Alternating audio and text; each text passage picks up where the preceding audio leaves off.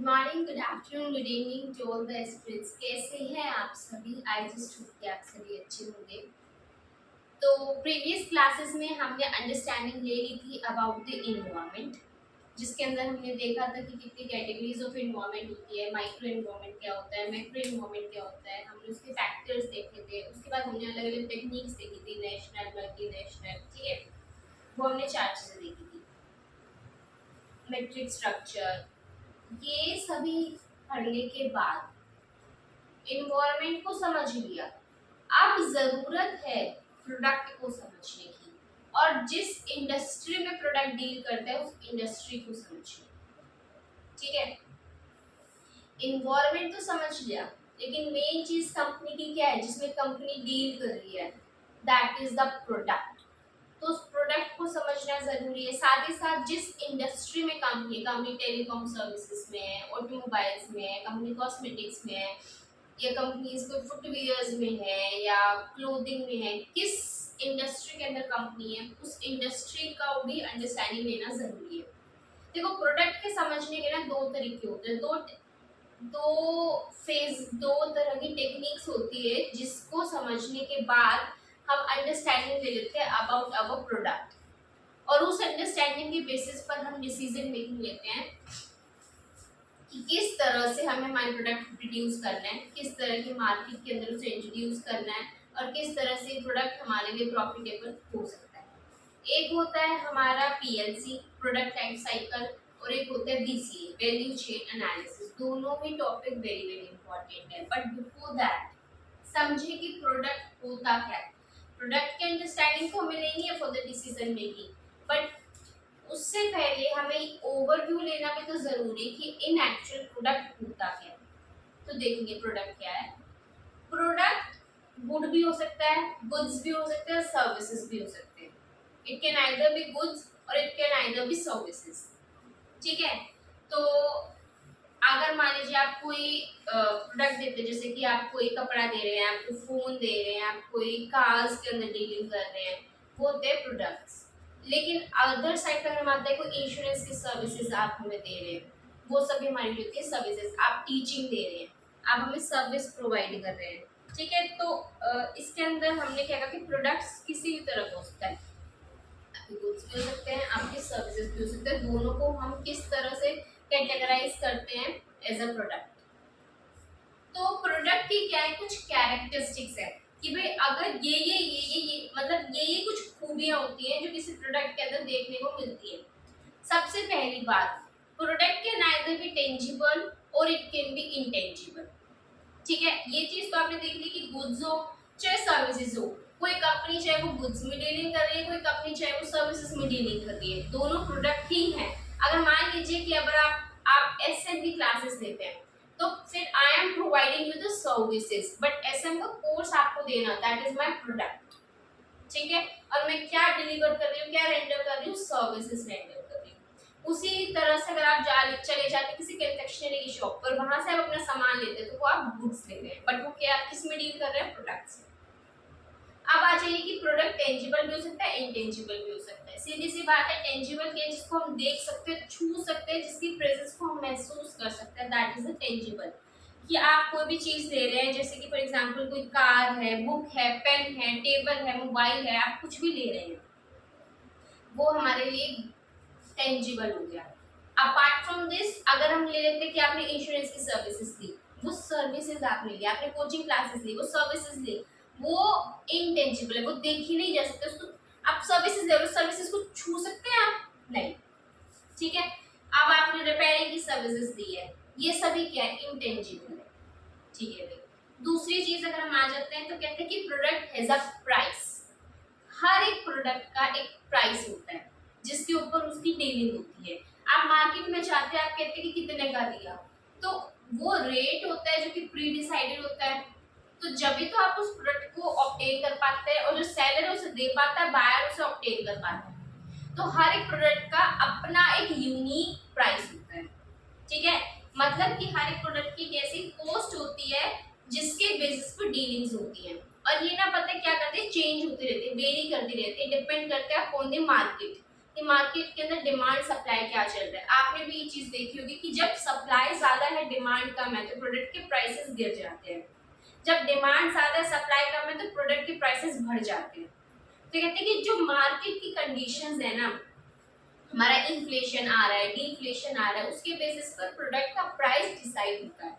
अब प्रोडक्ट का प्राइस ना दो कंपोनेंट्स को कवर करता है, कॉस्ट और प्रॉफिटेबिलिटी, कि कितना मार्जिन कंपनी अर्न करना चाहती है। सबसे पहले तो प्रोडक्ट को बनाने में कुछ कॉस्ट लगती है। आपने कॉस्टिंग में देखा होगा कि हमारे रॉ मटेरियल्स लगते हैं, हमने हमारे ओवरहेड चार्जेस लगते हैं, ठीक है, रॉ मटेरियल जैसे कि हमारे लेबर चार्जेस हो गए, वो लगे, फिक्स चार्जेस लग गए और वेरिएबल चार्जेस, उन सभी को कंबाइन करके हमारा आ जाता है COGS, ठीक है। तो उसके अंदर हमने क्या देखा, देखो प्रोडक्ट जो आपने लिया उसके अंदर उसकी कॉस्टिंग भी कवर होती है, साथ ही साथ कंपनी अपना डिजायर्ड मार्जिन उसके अंदर ऐड कर देती है, फिर उसका प्राइस डिटरमाइन होता है जो कि वेरी करता है depending upon the market conditions. अगर मान लीजिए कंट्री के अंदर इन्फ्लेशन की सिचुएशन है तो कंपनी की कॉस्टिंग बढ़ जाएगी, कॉस्टिंग बढ़ जाएगी तो इसके साथ साथ उसको क्या कर जाएगा, प्रोडक्ट का प्राइस बढ़ जाएगा। लेकिन वहीं पर अगर कंपनी को लगता है कि मार्केट के अंदर जो प्रोडक्ट हमारे पास है उसकी डिमांड हो रही है लेकिन उसमें सप्लाई नहीं होती, इन दैट सिचुएशन कंपनी चाहेगी कि मैं अपना प्रॉफिट मार्जिन इंक्रीज कर दूं, तो कॉस्ट वही है लेकिन उसने अपना प्रोडक्ट का मार्जिन इंक्रीज कर दिया जिसके वजह से प्रोडक्ट का प्राइस इंक्रीज हो गया। तो ये कहते हैं कि हर एक प्रोडक्ट का अपना एक प्राइस होता है जिस प्राइस के ऊपर उसकी डीलिंग होती है, ठीक है। उसके बाद हम आगे गए तो हमने जाकर क्या देखा कि प्रोडक्ट के ना कुछ फीचर्स होते हैं, हर एक प्रोडक्ट का अपना एक डिजाइन होता है, अपनी क्वालिटी होती है, अपने से कुछ फीचर्स होते हैं जो वो देता है। मतलब कि आपने कोई मोबाइल फोन लिया तो उसके अपने कुछ फीचर्स है ना जो वो आपको दे रहा है। तो हर एक प्रोडक्ट के अपने कुछ फीचर्स होते हैं जिसकी वजह से वो सेटिस्फाई करके needs of that customer, of that consumer. पता है कस्टमर और कंज्यूमर बोथ आर डिफरेंट, आपने इकोनॉमिक्स में देखा होगा। Consumer is the end user, customer जो उस प्रोडक्ट को ऑब्टेन करता है, कंज्यूमर जो उस प्रोडक्ट को एक्चुअली कंज्यूम करता है। दोनों अलग हो सकते हैं। जैसे कि आपने क्या करा, आपको कोई भाई बहन है, आपको कोई चीज चाहिए, ठीक है, चिप्स चाहिए, आपने अपनी बहन को भेजा कि चिप्स दे, जो बहन है वही कस्टमर लेकिन आप वही कंज्यूमर। तो फिर प्रोडक्ट के अंदर कुछ ऐसे फीचर्स होते हैं जिसकी वजह से वो आपके कंज्यूमर की सेटिस्फैक्शन को डिलीवर करता है, उनको फुलफिल करता है। तो हमने क्या कहा कि हर एक, अगर मान लीजिए कि मुझे कुछ ऐसे फीचर्स चाहिए कि मुझे ना ज़्यादा जीबी चाहिए अपने फ़ोन में स्टोरेज के लिए, तो आप ऐसा ही प्रोडक्ट लेंगे ना कि जिसके अंदर आपकी स्टोरेज आपको ज़्यादा मिले और वो प्रोडक्ट आपकी उस स्टोरेज वाली नीड को क्या कर रहे हैं, सेटिस्फाई कर रहे हैं। तो हर एक प्रोडक्ट के कुछ ऐसे फीचर्स होते हैं जिनकी वजह से वो आपकी जितनी भी सेटिस्फैक्शंस आप चाहते हैं उस प्रोडक्ट से उसको डिलीवर करते हैं, ठीक है। इसके बाद ही कह देते हैं कि प्रोडक्ट बस ये उसके बाद कहते हैं कि जो प्रोडक्ट है ना वो पाइवोटल है फॉर द बिजनेस। पाइवोटल का मतलब क्या होता है, very very crucial, very very significant. Product business के लिए बहुत जरूरी है भाई, ये तो बड़ी बेसिक सी बात है। कंपनी किस में धंधा कर रही है, उस प्रोडक्ट में धंधा कर रही है। अब वो प्रोडक्ट अगर कंपनी के पास नहीं रह पाएगा तो वो अपने बिजनेस को कैसे करेगी। तो ये तो बहुत सिंपल बात है कि प्रोडक्ट बहुत बहुत बहुत जरूरी है किसी भी बिजनेस के लिए, ठीक है। वो एक ऐसा सेंटर है जिसके चारों ओर सारी एक्टिविटीज की जाती है। देखो आपने प्रोडक्शन का किया, आपने सेल्स की, आपने मार्केटिंग की, आपने रिसर्च एंड डेवलपमेंट की, ठीक है, या फिर आपने जो भी लॉजिस्टिक्स की सर्विसेज की, वो सभी किसके लिए की, प्रोडक्ट के लिए। तो जितनी भी एक्टिविटीज है वो revolves around that product only, so that company क्या कर सके, उस प्रोडक्ट को अच्छे से डील कर सके।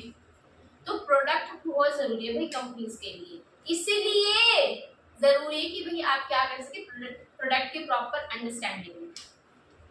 देन कहते हैं कि प्रोडक्ट की ना एक यूजफुल लाइफ। तो इतना प्रोडक्ट प्रोडक्ट कर दिया ना, मेरा टंग ट्विस्ट हो रहा है, प्रोडक्ट ही नहीं हो रहा है। इसकी क्या होती है, यूजफुल लाइफ होती है। क्या कहते हैं कि आपने देखो वो डेप्रिसिएशन हम निकालते हैं। डेप्रिसिएशन में अगर हम स्ट्रेट लाइन मेथड देखते हैं, डेप्रिसिएशन माइनस कर देते हैं उसको salvage value upon useful life of that asset. तो हर एक प्रोडक्ट की ना एक लाइफ होती है जब तक हम उसे कंज्यूम कर सकते हैं। जैसे कि आप देखते हैं जो कंज्यूमेबल गुड्स होते हैं उनके ऊपर क्या लिखे होते हैं, उनकी एक्सपायरी डेट, तो उसकी लाइफ है कि आप इस प्रोडक्ट को 1 साल ही यूज कर सकते हैं। जिसकी जो हमारे ब्रेड्स वगैरह होते हैं उसके ज्यादातर 3-4 दिन मैक्स होते हैं, तो 2-3 दिन। तो कहते हैं हर एक प्रोडक्ट की ना एक लाइफ होती है, जिसके बाद उस प्रोडक्ट को रिप्लेस करना जरूरी होता है। तो ये कुछ खासियत बताई है, कुछ फीचर्स, कुछ कैरेक्टरिस्टिक्स बताई है जो कि एक प्रोडक्ट के अंदर देखने को हमें मिलती है। तो ऐसे क्या बताता है कि किस तरह से आप अपने आम धंधे को खास बना सकते हैं और आप फ्लरिश कर सकते हैं अपने बिजनेस को। इसीलिए जितने भी सब्जेक्ट्स हमने पढ़े हैं ना, चाहे वो अकाउंट्स हो, पोस्टिंग हो, एफआर हो, एफएम हो, इकोनॉमिक्स हो, हर एक सब्जेक्ट को ये इंटीग्रेट करके चलता है। ठीक है, तो आप देखेंगे कि हमारा लिंकेज है हर एक सब्जेक्ट से चलता है। क्या कहा अभी इन सभी कैरेक्टरिस्टिक्स को देखकर आपको क्या पता चला कि भाई एक प्रोडक्ट को समझना बहुत जरूरी है, क्योंकि वही तो मेन चीज है जिसके अंदर कंपनी डील करती है। कैरेक्टरिस्टिक्स देख ली होंगी, देखो क्या प्रोडक्ट क्या हो सकता है, गुड्स भी हो सकता है, सर्विसेज भी हो सकते हैं। अगर हम इसी कैरेक्टरिस्टिक्स की बात करते हैं, टेंजिबल भी हो सकता है, इनटेंजिबल भी हो सकता है, इसका एक प्राइस होता है, इसके कुछ फीचर्स होते हैं जो कि सेटिस्फैक्शन देता है, ये पाइवटल होता है बिजनेस के लिए और इसकी एक यूजफुल लाइफ होती है। उस लाइफ के एंड होने के बाद it is required for the business to replace that product. Okay, businesses के लिए भी जरूरी होता है। कहते हैं ना इनोवेशंस आते हैं तो you have to adopt the innovations. तो एक यूजफुल लाइफ है भाई, अगर उस प्रोडक्ट की वो लाइफ खत्म हुई तो आपको इनोवेशन करनी पड़ेगी। जैसे कि आप देखते हैं कि आईफोन जो होता है वो लॉन्च करता है हर साल अपना प्रोडक्ट, उसे लगता है कि भाई मेरे प्रोडक्ट की 1 साल की लाइफ है, अब it's high time to innovate something new, ताकि हम क्या कर सके मार्केट में अपनी गुडविल को, अपनी ब्रांड वैल्यू को मेंटेन कर सके। तो इसलिए कहते हैं कि हर एक प्रोडक्ट की एक लाइफ होती है। बिजनेसेस को भी इस चीज को ध्यान में रख के अपने नए प्रोडक्ट के साथ अपने पुराने प्रोडक्ट को रिप्लेस करना पड़ता है। ओके, वैसे भी आईफोन उसकी बिग मेथड को यूज करता है। इसको लिखेंगे और ये मैंने हेडिंग्स लिखी है, इसके अंदर का जो कंटेंट है वो बुक के अंदर है। इफ यू डिजायर दैट आप लिख सकते हैं कुछ लाइनें जो मैंने बोली बुक के अंदर सेम है, अदरवाइज ये हेडर्स है, सो राइट इट।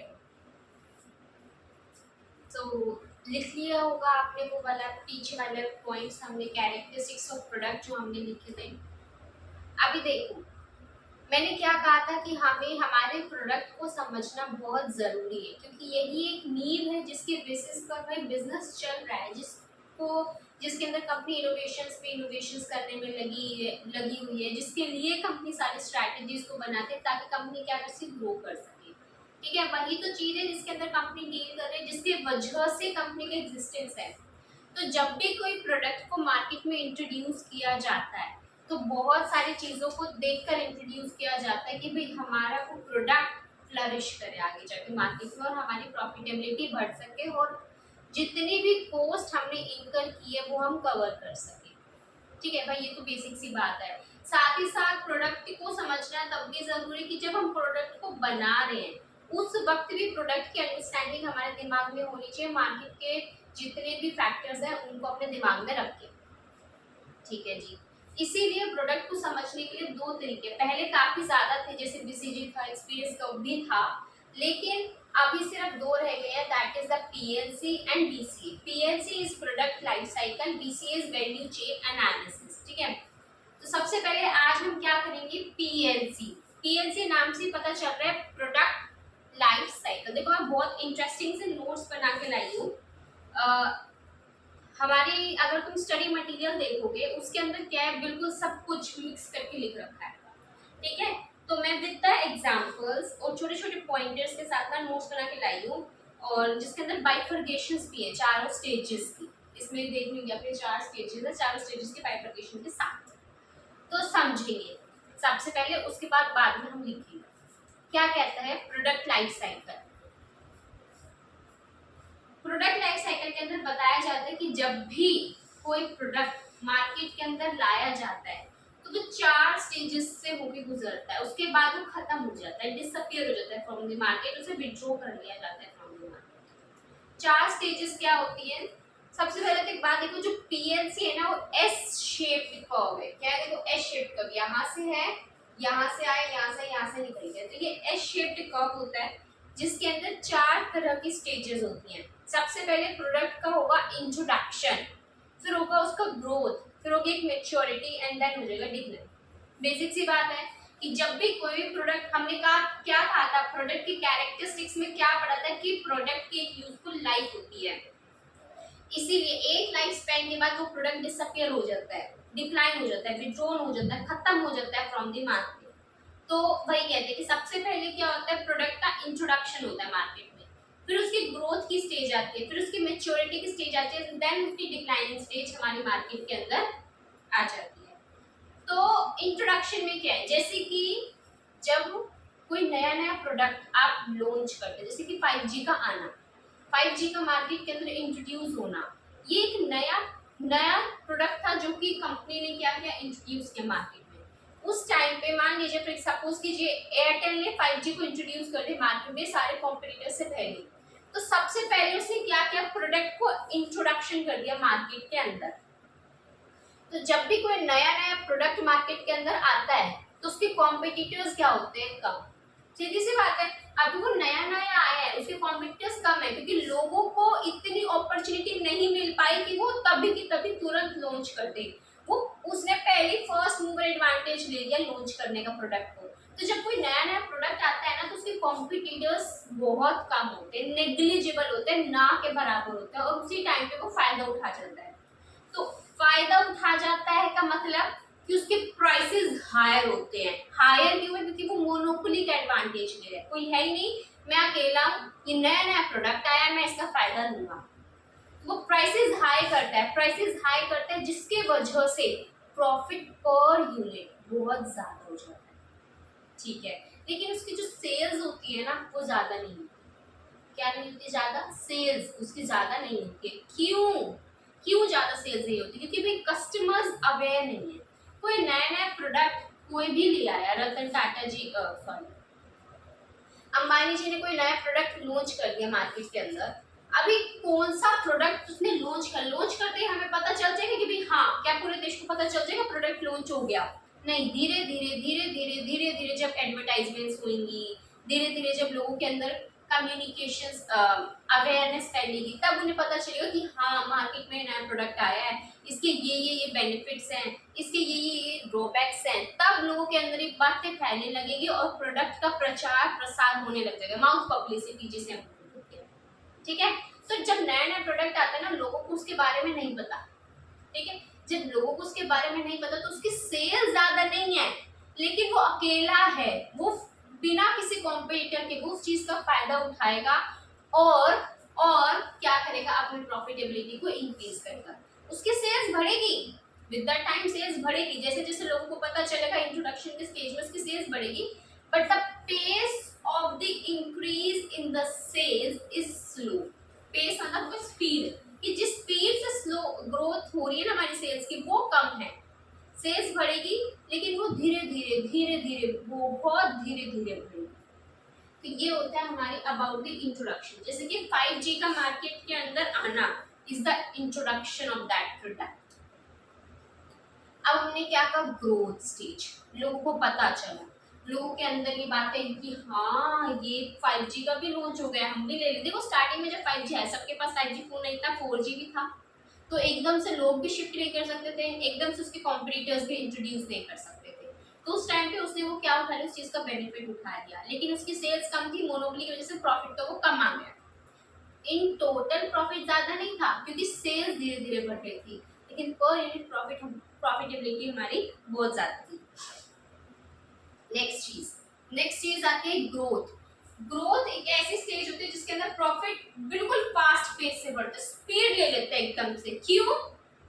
क्योंकि लोगों को पता चल जाता है अबाउट द प्रोडक्ट, इसके अंदर हमारी एक मार्केट बन जाती है। देखो आप जब ग्रोथ स्टेज में आते हैं ना, नाम से पता चल रहा है ग्रोथ हो रही है, हम बढ़ रहे हैं मार्केट में। अब प्रोडक्ट का इंट्रोडक्शन हो गया, अब इट्स टाइम टू ग्रो। तो प्रोडक्ट अब ग्रो कर रहा है, लोगों को पता चल रहा है, लोगों को पता चल रहा है, तो वो उस प्रोडक्ट की तरफ अपना इंटरेस्ट दिखा रहे हैं। जब वो अपना इंटरेस्ट दिखा रहे हैं तो उस पर्सन की, उस बिजनेसमैन की, उस कंपनी का जो स्कोप ऑफ द मार्केट है वो इंक्रीज हो रहा है। जब scope of the market increase हो रहा है तो उसकी सेल्स रैपिडली ग्रो कर रही है, और इस टाइम पर हमारे जो कॉम्पिटिटर्स हैं वो भी ग्रो कर रहे हैं, क्योंकि अब लोग आएंगे ना, वो कहेंगे कि भाई हाँ, आप देख लीजिए किसी एक एरिया के अंदर कोई हमारे, मान लीजिए फॉर एग्जांपल कोई फुटवियर की शॉप ओपन हुई, उस एरिया में वो एक ही शॉप है, तो सारे लोग उसी से परचेज करेंगे। स्टार्टिंग में वो इस चीज का फायदा उठा जाएगा, लेकिन जब दूसरे लोगों को दिखेगा भाई यहाँ पर लोग ना शूज को परचेज कर रहे हैं, फुटवियर्स को परचेज कर रहे हैं, और दूसरे लोगों को लगेगा कि भाई हाँ हम भी इधर आ सकते हैं, तो धीरे धीरे धीरे धीरे धीरे धीरे सारे लोग उसके अंदर क्या करने लग जाएंगे, अपनी अपनी शॉप्स को ओपन करने लग जाएंगे, और वो एक मार्केट ही बन जाती है एट लास्ट जाकर। तो क्या हुआ, इंट्रोडक्शन में वो फायदा उठा गया, लेकिन अब जैसे जैसे दूर दूर के लोगों को पता चला कि हाँ वहां पर एक फुटवियर का शॉप है, बड़ा ही अच्छा फुटवियर्स बेचता है, तो फिर उसके अंदर क्या है, लोगों के अंदर पता चलने लगा, उसका मार्केट बढ़ने लगा, क्योंकि लोगों को अवेयरनेस भी हो गई, जिसके वजह से वो अपना इंटरेस्ट दिखाने लग गए। ठीक है, अब इसके अंदर एक चीज देखेंगे, डिमांड बढ़ती है, मार्केट बढ़ती है, कॉम्पिटिटर्स बढ़ते हैं, लेकिन प्राइसेस गिरने लग जाते हैं। अब हमारे कॉम्पिटिटर आ गए, हमारी मोनोपोली नहीं रही, अभी जब कॉम्पिटिटर्स आ गए तो हमें हमारे प्राइसेस को डिक्रीज करना पड़ेगा, नहीं तो हमारा कस्टमर उठ के वहीं पर किसी दूसरे के पास चला जाएगा। तो प्राइसेस जो पहले हाई थे वो हमें हमारे फॉल करने लग जाएंगे। This is all about the growth stage. जैसे कि आईपैड चल रहा है हमारा, वो भी आईपैड हमारा कहाँ है, ग्रोथ स्टेज पे, लोगों को पता चल रहा है, लोग दिखा रहे हैं कि हाँ वी वांट टू बाय। तो फिर उस सिचुएशन में उसके प्राइसेस, तो वैसे तो प्राइसेस हाई हैं, but as compare to the introduction stage now it's lower. ठीक है, as compare to the introduction stage, in growth stage it's lower. तो हमने क्या कहा कि स्टार्टिंग में प्राइसेस हमारे हाई थे, अभी वो लो हो गए, कॉम्पिटिटर्स बढ़ गए, कस्टमर्स की डिमांड बढ़ गई, जिसके वजह से हमारा स्कोप ऑफ मार्केट बढ़ गया, खत्म। Next stage is the maturity stage. अभी मैं बता रही हूँ स्टेजेस क्या क्या है। तीसरी स्टेज मैच्योरिटी स्टेज, ये एक स्टेबिलिटी आ जाती है, एक स्टेगनेंसी इनटू द मार्केट आ जाता है। एक टाइम ऐसा आता है कि जब ना सेल ज्यादा बढ़ती है ना ज्यादा गिरती है, स्टेबिलिटी आ गई है। जैसे कि फॉर एग्जांपल सपोज कर लीजिए हमारा झंडू बाम, जो लोग खरीद रहे हैं वो खरीद रहे हैं, नया कस्टमर एक आधा जुड़ता है तो एक आधा टूट भी जाता है, वो चलता है। जैसे पार्ले जी, जो खा रहे हैं, नया एक आधा आ गया, एक पुराने भी जा रहे हैं तो जा रहे हैं, ये डेली अपने आगे प्रेजेंस दे जाते हैं कि भाई हाँ हम हैं। शाम देखा, ये अपने अटेंडेंस लगा के जाते हैं डेली क्लास में। चलो, तो कहाँ थे हम, मैच्योरिटी स्टेज पे थे। मैच्योरिटी स्टेज के अंदर हमने क्या कहा कि भाई अब मार्केट के अंदर एक स्टेबिलिटी आती है, मार्केट थोड़ी सी हमारी किस सिचुएशन में आती है, स्टेगनेंसी के अंदर आती है, सेल्स ना ज्यादा बढ़ती है ना ज्यादा गिरती है। देखो जैसे कि आप खुद देख लोगे, ना ज्यादा बढ़े ना ज्यादा गिरे, एक स्टेबिलिटी की सिचुएशन आ गई है, जो लोग खरीद रहे हैं। जैसे कि सपोज कीजिए हमारा यहाँ पर आ जाता है एग्जाम्पल भाई 4G जो यूज कर रहे हैं, ठीक है, कुछ लोग छोड़ के अपने 5G की तरफ जा रहे हैं, और कुछ लोग जिनके अंदर ज्यादा बजट नहीं आ रहा है तो वो 4G का नया परचेज कर रहे हैं। तो फिर बस यही आता है पार्ले जी झंडू बाम, ठीक है, तो ये दो दिन झंडू बाम पहले आता था ना ग्रीन कलर की बोतल छोटी सी अच्छी थी, तो बस यही था इसके अंदर कि यहाँ पर। और एक और बात, मेजोरिटी ऑफ द बात, यहाँ पर जो हमारा जो सेल्स होती है ना वो ना बढ़ रही है ज्यादा ना गिर रही है, जिसके वजह से जो हमारा टोटल प्रॉफिट है वो तो इंक्रीज हो रहा है, क्योंकि सेल अपनी पीक पे है। ये सेल पीक पे पहुंच चुकी है, इससे ऊपर सेल्स नहीं जाएगी। छोटा छोटा फ्लक्चुएशंस आता रहेगा, छोटे सा फ्लक्चुएशंस आता रहेगा मार्केट के अंदर, बट ज्यादा नहीं है, थोड़ा सा पॉइंटर्स फ्लक्चुएशंस आएगी, ज्यादा नहीं आएगी। तो ये हाईएस्ट सेल है, सेल अपनी पीक पे है, जिसके वजह से जो टोटल हमारा प्रॉफिट है ना, जब टोटल प्रॉफिट आ गया, टोटल कॉस्ट ये थी, टोटल रेवेन्यू ये थी, तो टोटल प्रॉफिट किया गया वो इंक्रीज दिखाएगा। बट अगर हम प्रॉफिट पर यूनिट को कंपेयर करेंगे ना तो वो रिड्यूस दिखाएगा, क्योंकि अब ग्रोथ नहीं हो रही है हमारी, अभी हमारा सेल इंक्रीज नहीं हो रहा है, वो अटक गया एक जगह पे, स्टेबल हो गया, जो ले रहा है, जो नहीं ले रहा वो नहीं ले रहा। तो यहाँ हमारी मार्केट स्टेबल हो जाती है, प्रॉफिट्स हमारे गिर जाते हैं, और कंपटीशन नेक्स्ट लेवल, जितने कॉम्पिटिटर्स आ सकते हैं आ चुके हैं। मैक्सिमम कॉम्पिटिटर्स अगर आपको देखने हैं ना वो मैच्योरिटी स्टेज में, जितनी दुनिया आ सकती है ना सारी दुनिया आगे वहीं पे अपने जूतों की दुकान खोल के बैठ गई है। ठीक है, तो अभी लास्ट स्टेज हमारे क्या देते हैं, डिक्लाइनिंग स्टेज। भाई प्रोडक्ट जितना बिक सकता था ना बिक लिया, अब उसकी लाइफ हो गई है एक्सपायर। नाउ प्रोडक्ट की जो सेल है वो गिरेगी गिरेगी गिरेगी गिरेगी, धीरे धीरे वो मार्केट से खत्म। लाइक 3G, कोई परचेज करना चाहेगा 3G, नो नको, ठीक, एक था कुछ ना नको नको कुछ था ऐसा, ठीक है, तो वो नहीं करेंगे भाई, बिल्कुल भी परचेज नहीं करेंगे। हमारे आईफोन मार्केट से डिसअपियर हो गए। 2017 में एप्पल ने क्या करा, आईफोन्स को मार्केट से उठा दिया, चल good bye tata bye, go and गो।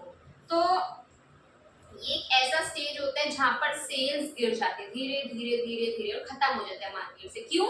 क्योंकि उसके सब्स्टिट्यूट्स आने लग जाते हैं। 3G कोई परचेज नहीं करेगा भाई, किसी की बुद्धि मारी गई है क्या कि अब भी वो 3G लेगा, ठीक है, बस ये होती है हमारा।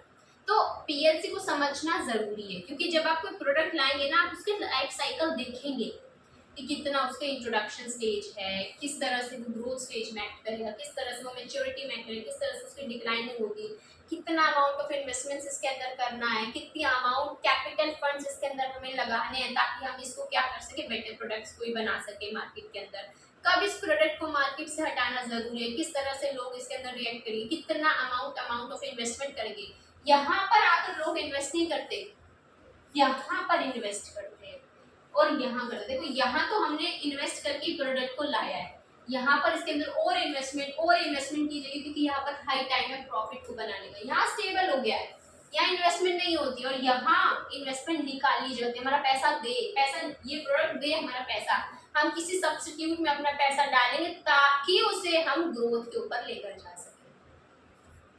भाई बहुत जरूरी होता है पीएलसी को समझना। आप समझे कि क्यों क्यों जरूरी होता है? भाई डिक्लाइन हो रहा है, क्यों पैसा लगाएंगे हम इसके अंदर, इससे पैसा निकाल कर किसी नए प्रोडक्ट के अंदर लगाएंगे। यहाँ पे क्यों लगाएंगे, वो स्टेबल हुआ पड़ा है, फायदा ही नहीं है, ग्रोथ में लगाने का फायदा है पैसा, तो उसके अंदर हम इंट्रोड्यूस करेंगे अपने जितनी ज्यादा इनोवेशन और मार्केटिंग हम कर सकते हैं।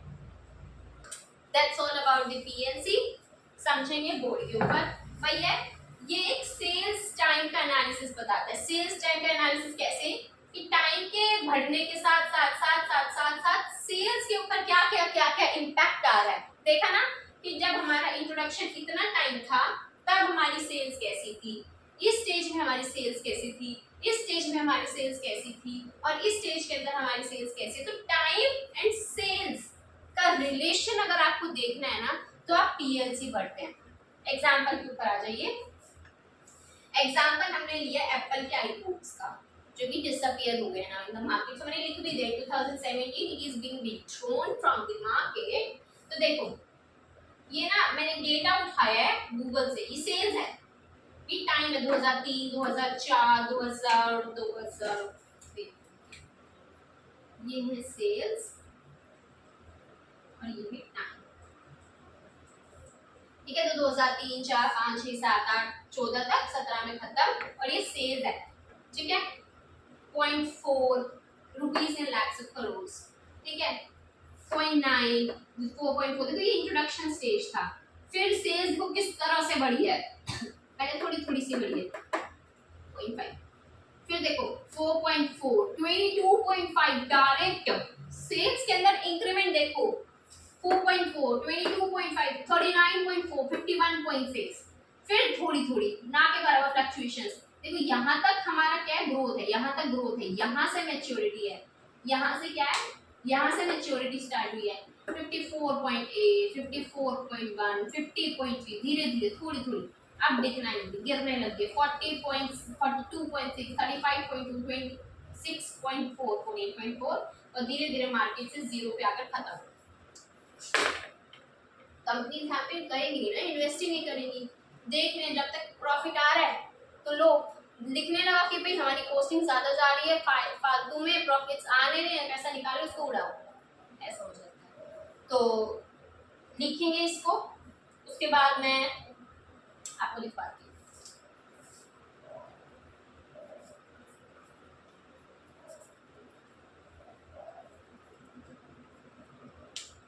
ठीक है, देखो अगर इतनी स्पीड में तो लिखा नहीं हुआ तो पोज करके लिखिएगा, अदरवाइज जो हमारी वीडियो है वो बहुत लंबी बन जाती है।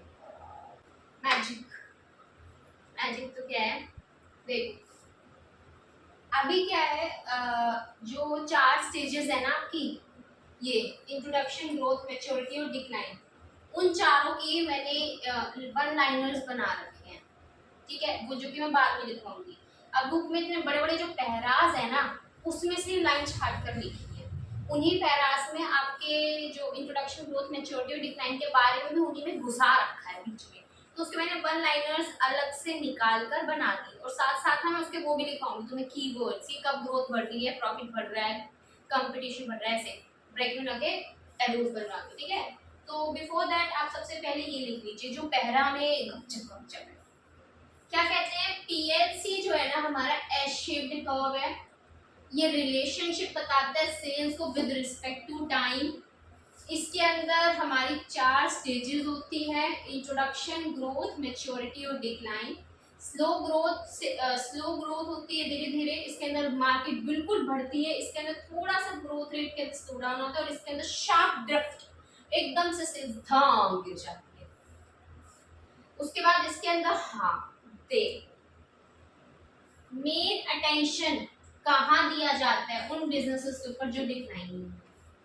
मेन अटेंशन दिया जाता है उन बिजनेसेस में जो डिक्लाइनिंग स्टेज के ऊपर है, क्योंकि अब डिसीजन लेने का टाइम है कि इन धंधों का क्या किया जाए।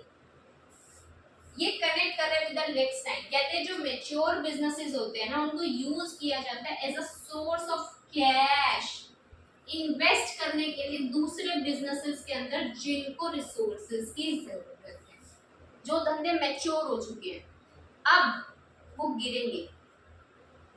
वो तो चार्ट हो गया, इंट्रोडक्शन, ग्रोथ, मैच्योरिटी, डिक्लाइन।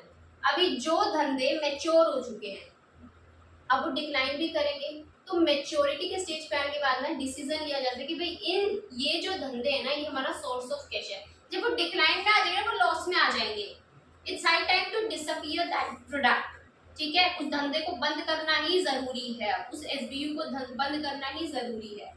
तो उस प्रोडक्ट के लिए हमारा डिक्लाइनिंग स्टेज के अंदर तो सबसे ज्यादा ध्यान दिया जाता है भाई इसको कैसे हटाया जाए, ठीक है। जब मैच्योरिटी आ जाती है ना, तो उस समय हमारा थोड़ा थोड़ा प्रॉफिट्स को बीसीजी में आप पढ़ेंगे, जैसे तो थोड़ा थोड़ा प्रॉफिट दे रहा है वो हमारा, तो उसको देखा जाता है कि भाई ये सोर्स है कैश का, ये हमें थोड़ा थोड़ा कैश देता रहेगा, और इस कैश को निकालकर हम दूसरे बिजनेस में लगाते रहेंगे जिसको एक्चुअल में रिसोर्सेज की जरूरत है, जो हमारे लिए हमारी कैश का हुआ है। सॉरी, मैं कहाँ बीसीजी में घुस जा रही हूँ मैं। ये हमारे लिए क्या है, ये ऐसा इंपॉर्टेंट प्रोडक्ट है जो हमें थोड़ा थोड़ा कैश देता रहेगा, और हम उस रिसोर्सेज में लगाते रहेंगे जिसको एक्चुअल में इन्वेस्टमेंट की जरूरत है, ठीक है। उसके बाद कहते हैं कि पीएलसी ना हमें हेल्प करता है डायग्नोस करने में पोर्टफोलियो, प्रोडक्ट या बिजनेस की किस मैनर में, कि भाई किस तरह से, किस स्टेज में, कि हर एक प्रोडक्ट किस स्टेज में एग्जिस्ट कर रहा है ना, उस एग्जिस्टेंस के हिसाब से हम ना पोर्टफोलियो बना सकते हैं, कि भाई कंपनी के अंदर वेरियस प्रोडक्ट के अंदर वो डील करे, तो वो देख सकते हैं भाई ये मेरे प्रोडक्ट्स हैं जो कि इंट्रोडक्शन स्टेज में है, ये मेरे प्रोडक्ट्स हैं जो कि मैच्योरिटी स्टेज में है, ये प्रोडक्ट है जो कि ग्रोथ स्टेज में है, ये प्रोडक्ट है जो कि डिक्लाइनिंग स्टेज में है, सो दैट कंपनी आसानी से डिसीजन मेकिंग कर सके। तो पोर्टफोलियो बन जाता है हमारे बिजनेसेस का, प्रोडक्ट्स का, कि कौन सा प्रोडक्ट किस स्टेज में है। पीएलसी से हमारे ये हो जाता है, लिखेंगे इसको,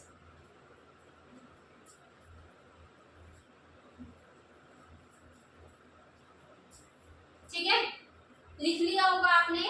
अभी देखो मैंने क्या कहा कि मैंने वो बना रखे हैं वन लाइनर्स, चारों स्टेजेस के, इंट्रोडक्शन, ग्रोथ, मैच्योरिटी और डिक्लाइन, साथ में एग्जांपल्स जो मैंने दिए थे ना ड्यूरिंग द अंडरस्टैंडिंग करने के दौरान, तो फिर वो वाले एग्जांपल्स भी लिखवाऊंगी, बट वो मैं लिखवाऊंगी कल की क्लास में। ऐसा क्यों? क्योंकि नेक्स्ट डे हमें क्या करना है, रिवाइज। तो जब मैं लिखवाऊंगी ना, वो लिखवाने के साथ आपका रिवाइज भी हो जाएगा, और जब आप खुद लिखेंगे ना, आपकी डबल रिवीजन हो जाएगी, एक हो जाएगी आज, एक हो जाएगी कल। जब आप उसको लिखेंगे तो आपके दिमाग में वो डबल 2 बार सेट हो जाएगा, 2 बार तो 3 बार हो जाएगा, अभी घर जाके रिवाइज भी तो करेंगे, इसीलिए मैं वो चीज कर लिखूंगी, छोटी सी है, 4-5 लाइन का छोटे से, ठीक है। तो आज के लिए हमारा इतना ही। आज हमने क्या करा है, हमने प्रोडक्ट के बारे में अंडरस्टैंडिंग ली है, उसके कैरेक्टरिस्टिक्स को देखा है, हमने पीएलसी कर्व को पढ़ा है। कल की क्लास में हम क्या करेंगे, जो हमारे वो स्टेजेस है उसको लिखेंगे, साथ में ही हम बीसीए की अंडरस्टैंडिंग करेंगे, ठीक है। तो आज के लिए इतना ही। अगर कुछ भी आपको क्वेरी आती है तो let me know down in the comment section, और लाइक शेयर सब्सक्राइब कर दो। बिल्कुल भी नहीं कर रहे हो भाई तुम सब्सक्राइब तो चैनल को, तो कर दो like share and subscribe. Hope you like.